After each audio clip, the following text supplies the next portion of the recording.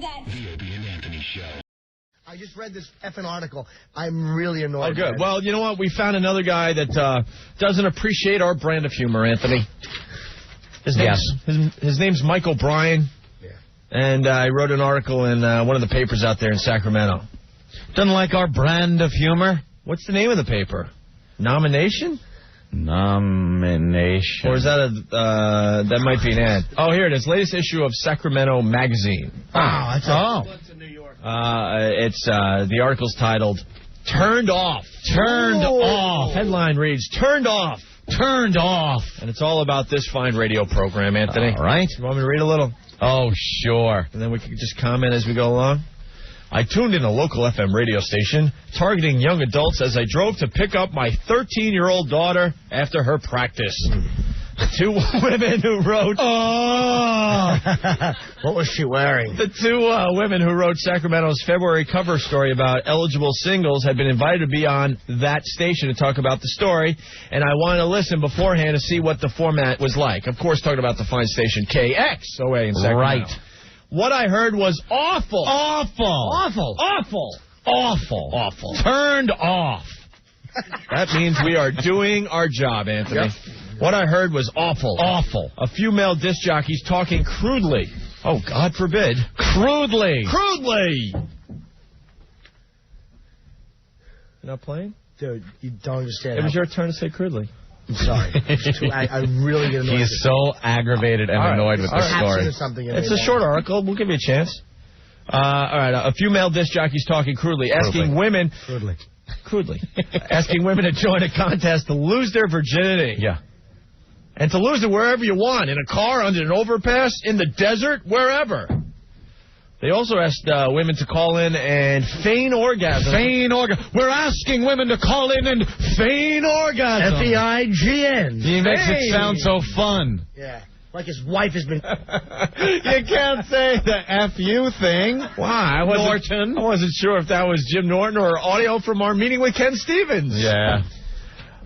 Feign, yes. Feign orgasms on the air.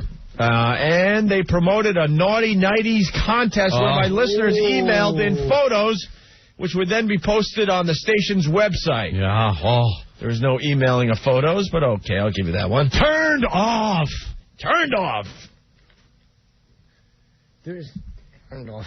I thought the program was tacky, unoriginal, and especially demeaning to women. I worried that young men listening could, over time, compromise their respect for women. Here it is. My daughter included. Yeah, there it is. There it is. Hey, jack off, douchebag, ass F, Douchebag! dick. What people here on this show, I want any proof whatsoever, any inkling of evidence that what is said on this show or any other show about anyone else leads people to anything from disrespect to violence. I'll give you proof. Disrespect. The way I treat women. It's horrible. Suck and get out of the car. It's some middle-aged fraud with a 13-year-old C of a daughter. No one cares about your daughter. She's your effing problem. We're not supposed to have a good time on the radio because you got some 13-year-old dummy? She's probably blah, blah, blah already. Don't you watch HBO, stupid? I am so sick. You know how old he is? I'm sorry to do this. This guy, I am reminded of sitting on the beach in Aptos in 1967 with several friends. We were listening to the long version of Going Home and the Rolling Stones Aftermath album. Not because we loved it, but because we heard that if you listen carefully, you could hear Mick Jagger utter the F word. He was 17 when that happened. When I was 17, me and my Jaguar friends would never have sat around listening for the F word on an album. You have been a faggot since you were born. You would never have gone... You probably didn't like Lenny Bruce. You probably didn't like Richard Pryor. And I'm not saying that this show is Lenny Bruce or Richard Pryor. Don't misinterpret that. I don't mean that. That was I was thinking more Andy Kaufman. Okay, Andy Kaufman. You can go with Andy Kaufman. Go ahead. That just really, really bugs me. He is... How old is he? He's 1950. He was born... You are a 52-year-old bore with a little pot belly and a stupid daughter. You don't like it? You don't think it's funny? Fine, I respect that. But as far as, it's going to teach young men disrespect for women and my daughter. 4 years from now when they're picking her up, they're going to be trying to get it sucked before they drop her off anyway. Doesn't matter if they listen to this or dance music.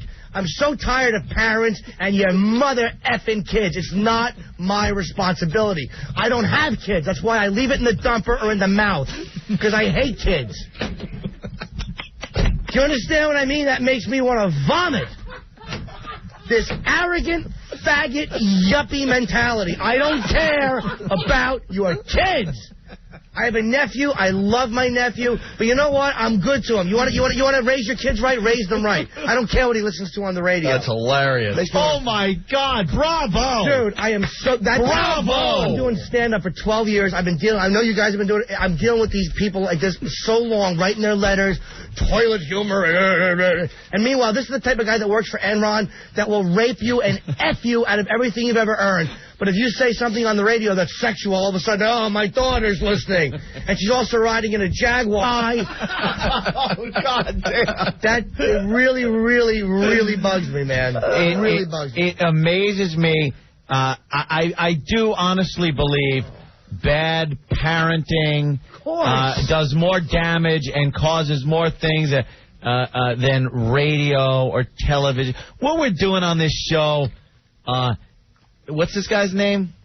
Mike O'Brien. Which really jumps right out at you, doesn't it? Boy, that Mike O'Brien had something to say. What we do on this show, you show me, you know, all you goody-goodies spout this all the time without backing it up with one bit of fact that this type of program makes people treat women worse or promotes violence against races or sexual...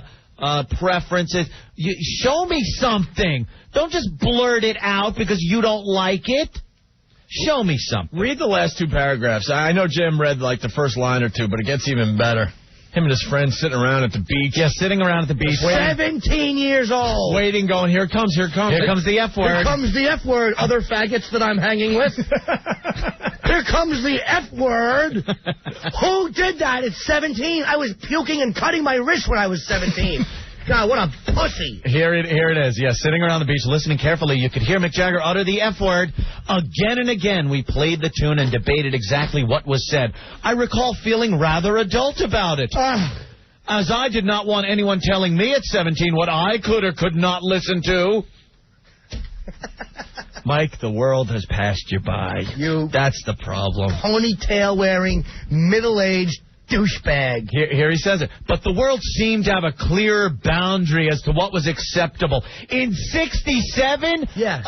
A boundary. What? Fire hosing blacks in the South and sending youngsters from this country to be killed in a war we had no business to be in. Yeah. There was such clearer boundaries. Oh, but he was listening to the F word. Oh, really skirting those boundaries. And then claiming it was a time of love when all the hippies, you were fraudulent and drug addicted. All you did was spit on soldiers when they came back. But we love each other. Bunch of acid-tripping dirtbags. And now they are the yuppies like this guy now. And what am I doing? Anti-establishment. The establishment's wrong. Today, boundaries seem non-existent, he says. Today, boundaries seem non-existent. As opposed to those wacky 60s where, that was a time listening to the F word on the beach with your friends. Would you like to know a boundary, by the way? Here's a direct boundary. Opie and Anthony make a lot of money. You are a jizzbag writer for a one-city magazine. That's a nice boundary. They're rich, and you're a nobody, you 52-year-old flunky. Hey, Norton. We don't make whose check did you look at lately? I read the reports. I don't know. I read the same reports everybody else. Still trying to downplay that, you know. That's right. You're not still helping the matter. Awful dressers. Exactly. Yeah, exactly. Simple barricades just waiting. But to me, dumb DJs laughing like Beavis and Butthead while they blather crudely on the air. Are we blathering? I like the word that blather. I actually agree with. Yeah, we like that. You are blathering. That's a compliment to us, Anthony. Goes beyond pushing the limits. Toilet humor broadcast that... This makes no sense, this line. Try to figure this out. Toilet humor broadcasts that demean people are damaging to the public good. What? Give me a fact. He's stating that something is damaging to the public good. In what way? Why doesn't it say, in my opinion, toilet humor broadcast? You use nothing to back this up. Mike, you sound just like your dad did in 1967. And How you're does just it as feel? big a failure, and your voice was never heard. I'll back something up, Mike. I'll state something and back it up, okay?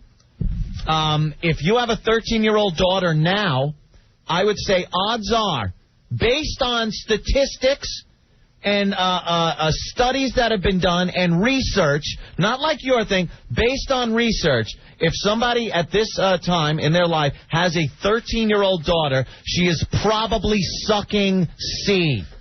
And it's backed up with fact, Opie. It's backed up with fact. Or she a will lot be. of 13-year-old girls are at least performing oral sex in the schools. A lot of them. So there's a chance that if you have a 13-year-old daughter right now, she might be sucking on a knob at school.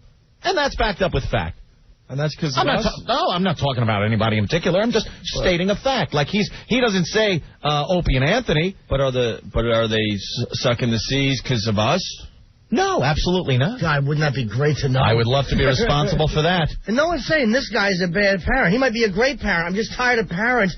Stop mentioning your effing kids. Who cares? No one cares. You know why? It's the self-importance. When someone has kids, and you know something? That's fine and dandy. You want to treat your kid like a prince or a princess, there's no problem with that. Do it. Raise your kid however the hell you want. But to ask anybody to take responsibility for their upbringing besides you, screw off. We're here to have fun and entertain adults. Yep, exactly. There you go. We can't put Barney on 24 hours a day. I'm sure you'd love that. Let's just put Barney on. You know why? Because if Barney was on TV and a Barney show was on radio and Barney was at the movies 24 hours a day, it would be a perfect world. You know why? Because people would grow up loving and accepting and caring, and there wouldn't be all this dirty stuff to turn them on. And you know something? Everything would be fine. We'd live in a paradise in a few years. Because, well, people would be raised with love and tenderness, and every adult would run into video stores shooting everybody because there's nothing entertaining on. No, but you know what would be great, guys? Maybe later we could all sit around and listen for the F word. Haha, at the beach. We'll go to the beach and listen to the F word on a Rolling Stones album. Does that not tell you all you need to know about this little over middle-age douche? If that guy said I was 13 and 12 and doing that, I would say, all right. But if you're 17 sitting on a beach trying to hear the F word and you have other jagoffs that are willing to do it, you are going to be a dull mother effer when you're an adult. And that's exactly what it is. And that's what I see by his little article. Bravo, bravo. A flunky, pussy, boring, unheard of writer on the West Coast. Mike O'Brien, turned off. Ooh, that turned off. I'm turned off. Turned off.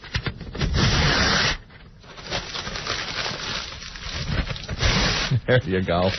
And good luck to you, parent, hero, doing your job day in, day out. Shutting us off on the radio. Which, hey, that's fine. Absolutely. You know something? That ain't going to do it, though. That ain't going to do nothing. It ain't about what this show presents on a daily basis, that we have problems in society and that 13-year-old girls are in school hobbing knobs. And giving up the A to stay a virgin. Yeah. It's happening. And it ain't because of this show. I'd love to think it was. Dude, I'd volunteer to go on 24 hours a day if I thought we were promoting sex. I've gotten emails from people going, you're not funny, you suck. All right, you accept it. People think that something's funny, they think you're not funny as a person. When people get offended like that, that's what makes me sick. Now, I don't think it's funny. There's plenty of people that think my punchlines stink, whatever, fine. Yeah. But when they're offended, when they think it's bad for society, that's what makes me sick. Bad for society. You know, if you think it sucks, fine, but, you know, I don't care about your kids, man. I'm sorry. I'm not going to pretend I do. I'm not interested. If you're a parent, don't tell me about your kid. I don't want to hear it. I don't care. Bravo. I really don't. And I like kids. I just don't want to hear about a great job you're doing, making the world safe for them. Drop dead. Drop